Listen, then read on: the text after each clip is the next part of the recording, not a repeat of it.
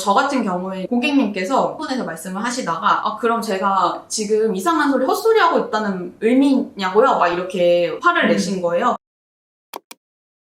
이번 시간에는 강소 고객한테 꼭 안내해야 될 내용과 보호받을 수 있는 법률을 여러분들께 소개해 드리려고 합니다. 아무래도 강성분들한테 안내해야 되는 사항 같은 경우에는 정말 특이 케이스에만 사용되는 것 같아요. 그렇기 때문에 모든 분들한테 사용되는 응대법은 아니고 이미 블랙 컨슈머로 분류될 수 있다라고 판단되셨을 때 해당 이제 응대법을 사용해 주셨으면 좋겠습니다. 첫 번째 내용은 고객님 증거가 필요합니다라는 내용이에요. 그래서 강성 고객이라는 거는 기본적으로 가지고 있는 환불 정책 외에도 추가 보상을 요구하는 경우가 많잖아요. 그렇기 때문에 고객님께서 보상을 받으시려면 선정 근거나 자료가 반드시 필요합니다 라는 내용을 안내를 해야 된다는 점이에요. 전화에서 말씀드린 실질적으로 증빙할 수 있는 증빙 자료에 해당한다라고 생각을 하시면 되는데요. 어떤 게 필요한지 자세히 안내해 주시는 게 제일 정확한 것 같아요. 회사마다 어떤 증빙 자료가 필요한지가 있으실 거예요. 예를 들어서 제가 다녔던 식품 회사 같은 경우에는 응급실이나 병원을 내원하시는 경우였거든요. 그런 경우 소견서가 필요하다. 소견서 같은 경우에도 이 식품에 의한 식중독 아니면 이 식품에 의한 배탈 이렇게 적혀 있어야지 우리가 해줄 수 있다라고 해주시는 게 좋아요. 제가 알기로는 이 소견서가 비용이 만만치 않아요. 몇만 원 하거든요. 고객님 입장에서는 10만 원, 20만 원 보자 1, 2만 원을 또 써야 되는 건 거예요. 그래서 안내하실 때 좀 정확히 어떤 게 필요하다, 어떤 내용이 들어가야 된다라고 안내를 꼭 해주시는 게 좋아요. 증거가 필요하다라는 거를 말씀하실 때 톤앤매너 자체가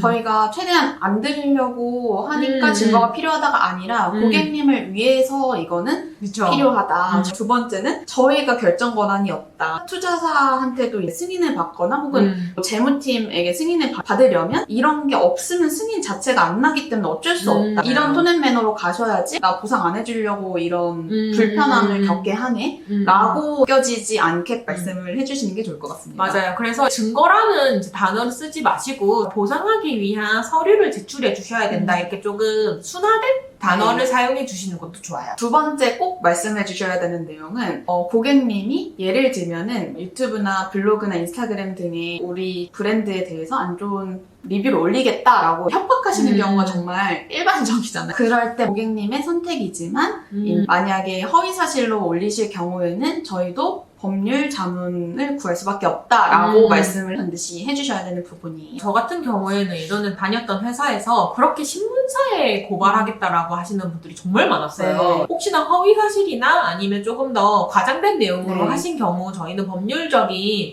검토를 할 수밖에 없습니다. 이런 식으로 안내를 했던 것 같아요. 그럼 사실 법률이란 단어 때문에 더 강성 고객이 되긴 하거든요. 그렇기 때문에 사실상 저도 많이 안 쓰거든요.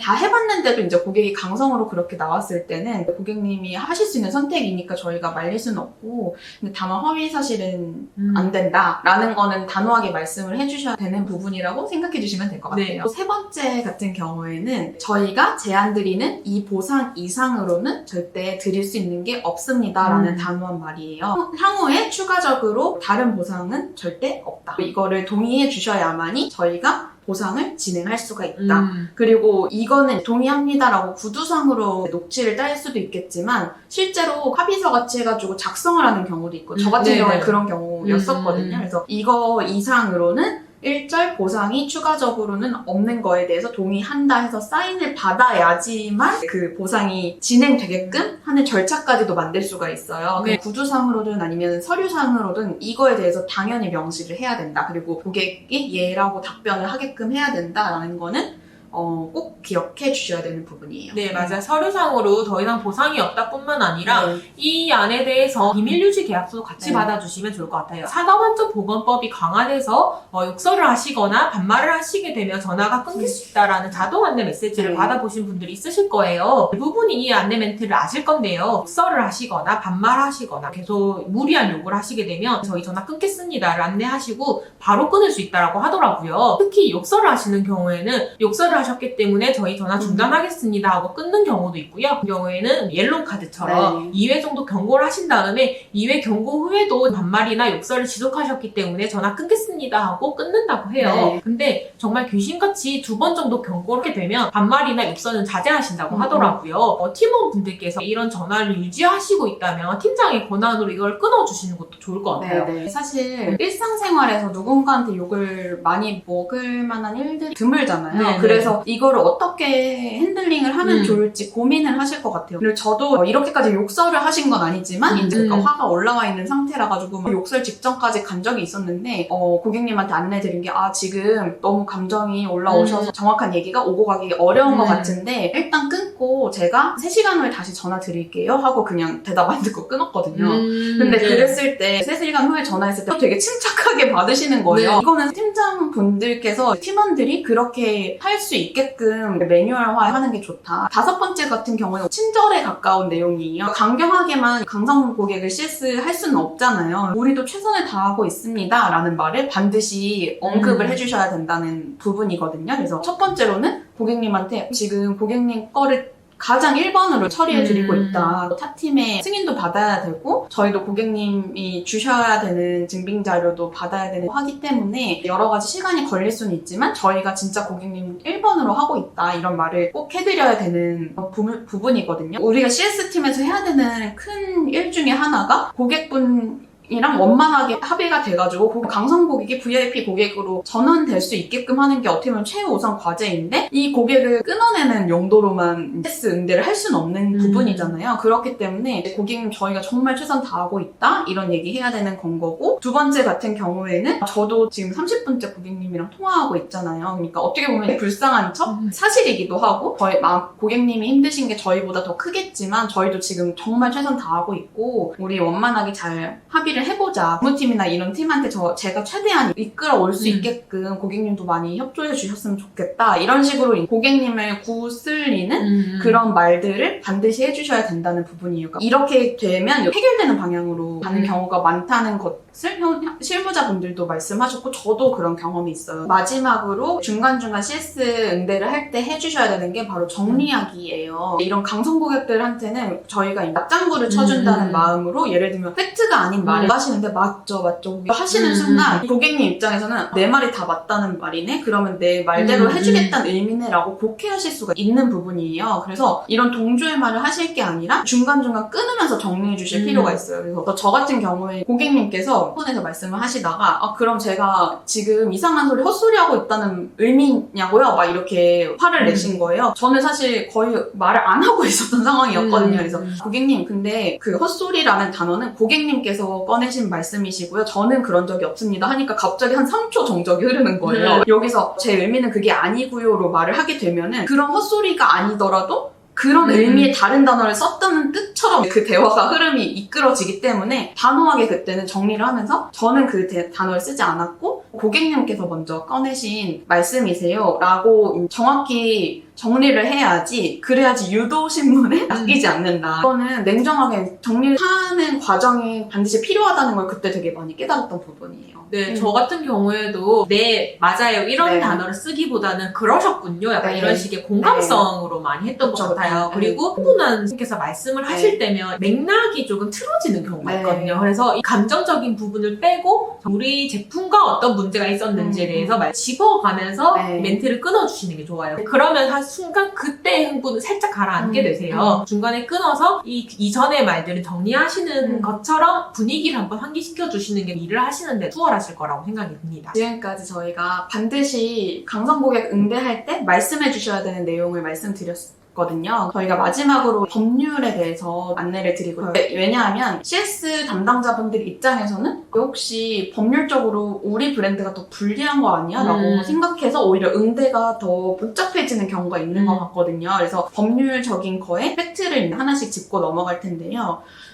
고객님들이랑 CS팀의 불화에서 가장 대표적으로 나오는 단어가 소비자 보호원이에요. 소보원의 이 이슈가 발제가 되었을 때 보통은 어떻게 끝나냐. 소보원의 고객님께서 고발을 하실 경우 거의 99% 대부분은 그냥 환불로 끝이 난다고 하거든요. 근데 정신적 피해 보상에 대해서 고객님께서 브랜드에 요청하시는 경우가 되게 많은 편인데 사실 정신적 피해 보상은 증명할 길이 되게 없잖아요. 그렇기 때문에 소보원에서는 결국에는 환불 쪽으로 끝맺음이 맺어지는 경우가 많다라는 부분이고, 두 번째 같은 경우에는 녹취 관련해서 궁금하신 분들도 되게 많을 것 같아요. 홀릭스에서도 자료를 공유를 해주셨는데 녹취가 혹시 불법인지 아닌지에 대해서도 궁금하셨을 것 같아요. 통신비밀보호법 제3조 1항에 의거해서 사실 저랑 고객님과 둘의 대화잖아요. 그러니까 제가 포함이 되어 있는 내용이기 때문에 그러면 법률적으로 괜찮다. 이게 합법이다라는 부분이고, 두 번째 시행령이 산업안전보건법이에요. 상담원이랑 통화 연결 시에 녹취가 될 수 있습니다라는 안내 멘트가 나가기도 하잖아요. 안내 멘트가 나간 후에 전화를 진행을 한다는 거는 고객님이 녹취에 대해서 동의를 하셨다라는 내용으로 간주가 된다고 하거든요. 게다가 요즘은 범위가 점점 더 넓어지고 있기 때문에 증거수집 활동 자체가 굉장히 정당한 행동으로 해석될 여지가 넓어졌다. 그러니 녹취는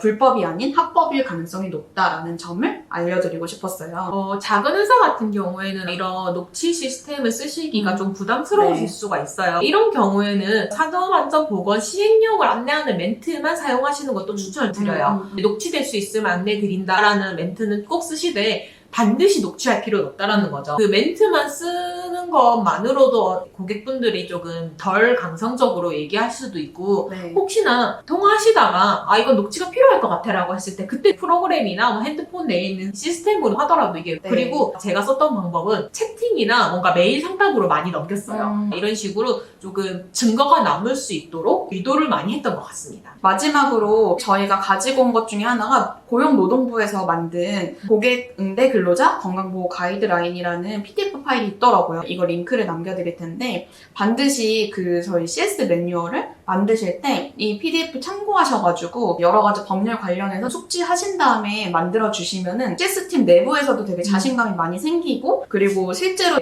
응대하는 과정에서도 더 스무스하게 응대할 수 있기 때문에 숙지해주시고 중요한 내용은 반드시 CS 매뉴얼에 넣어주시길 권장드립니다. 그리고 알고 계시면 좋은 팁인데 사실 법률이라고 하면 저희가 막연하게 어렵다라고 생각이 들잖아요. 회사마다 하는 판매업에 따라서 법률이 사실 조금씩 다르거든요. 학원법은 학원법이 따로 있고, 통신판매업은 통신판매업, 전자상거래법은 전자상거래법 약간씩 다 다르게 설정이 되어 있어요. 이제 그러다 보니까 이런 가이드가 없거나 팀장급이거나 하시면 우리 회사가 속한 이런 법률에 대해서 소비자와의 어떤 분쟁이 생길 수 있는지 아니면 어떤 식으로 우리가 처리해야 되는지 한번 확인해 보시는 것도 좋을 것 같아요. 홀릭스 방의 내용을 기반으로 이렇게 컨텐츠를 만들어 봤는데요. 그래서 이 질문을 남겨주신 분께서 결국에는 메시지 마지막에 남겨주신 게 안녕하세요. 일전에 강성 고객 때문에 어려움이 있어서 도움 요청 드렸었는데 많은 분들이 도움 주셔서 해당 소비자 분과는 어찌저찌 해결을 봤습니다. 이번 계기로 사내에서 CS 매뉴얼을 만들기로 했습니다.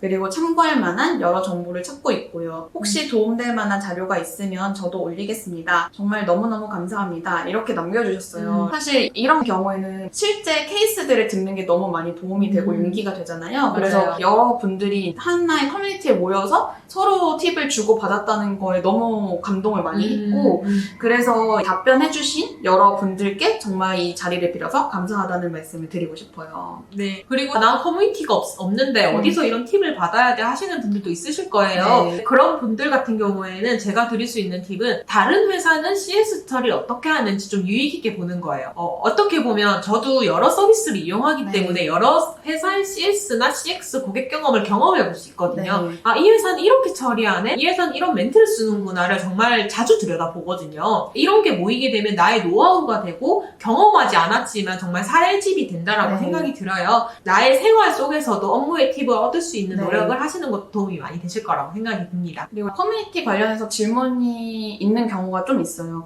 CX 커뮤니티 있냐? 이런 질문이 있는데 저희가 답변 드렸던 내용 중에 하나는 일단은 제 홀릭스 커뮤니티 그리고 그로앤베터 슬랙 커뮤니티 그리고 저희 유튜브도 사실 커뮤니티라고 생각하거든요. 그래서 댓글 남겨주시면 저희가 지금까지는 한 분도 빼놓지 않고 대댓글을 달아드린 이유가 저희 입장에서는 금방 해결할 수 있는 내용인데 되게 고민 많으실 것 같아서 그런 거거든요. 커뮤니티에 대해서 질문 남겨주신 분한테 제가 코멘트를 드렸던 것 중에 하나는 특히나 신입분 같은 경우에는 커뮤니티의 도움을 받는 것보다 강연의 도움을 받는 게 더 클 것 같아요. 왜냐면은 예를 들면 그 신입분께서는 저한테 트레바리 같은 커뮤니티를 있냐 CX 쪽은 이런 질문을 주셨었는데 신입분들끼리 커뮤니티화를 해도 조금 더 고차원의 꿀팁을 얻기가 어렵거든요. 오히려 연차가 어느 정도 10년 정도 쌓인 누군가가 알려주는 게 조금 더 유효한 팁이 될 수 있지? 모르는 사람들끼리 이제 CX 신입분들 모여라 해가지고 나누는 정보가 유효하지 않을 때가 있어요. 네. 말씀드린 것처럼 이게 수업을 듣는 게 신입뿐만 아니라 여러 연차에 그리고 다양한 회사의 사례도 들을 수 있고 노하우도 들을 수 있기 때문에 훨씬 더 도움이 되시지 않을까라는 생각이 듭니다. 오늘 저희가